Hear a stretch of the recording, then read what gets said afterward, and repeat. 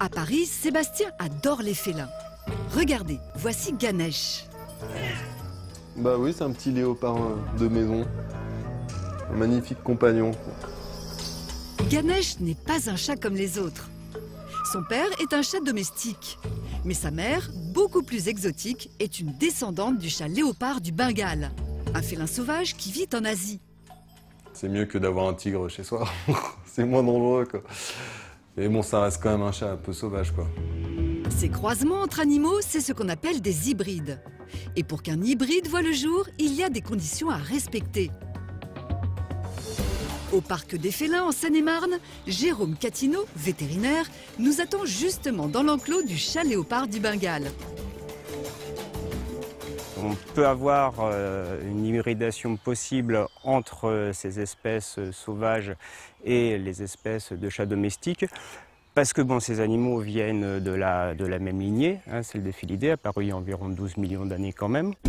Le chat fait partie de la famille des félins, au même titre que la panthère ou le tigre. Mais alors, si un chat domestique peut s'accoupler avec un chat léopard du Bengale, peut-il aussi s'accoupler avec un tigre? Eh bien non.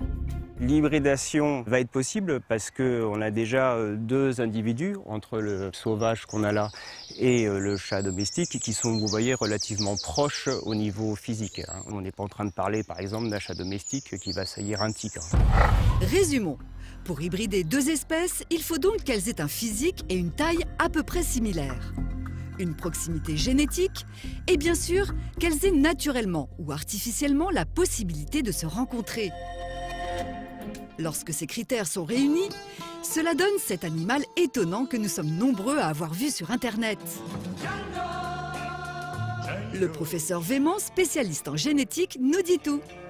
On a un animal hybride qu'on appelle un zébroïde. C'est un croisement entre l'espèce A, le cheval, Equus caballus, et l'espèce B, zèbre, Equus zebra.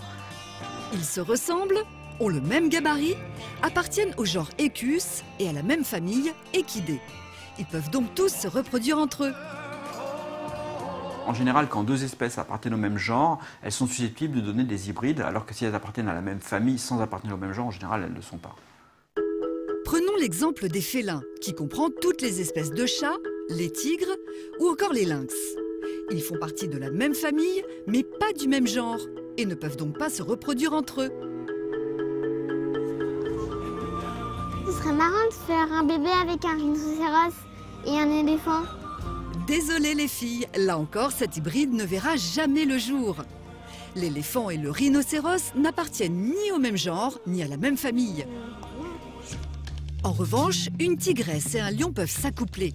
Cela donne cet animal gigantesque, un ligre.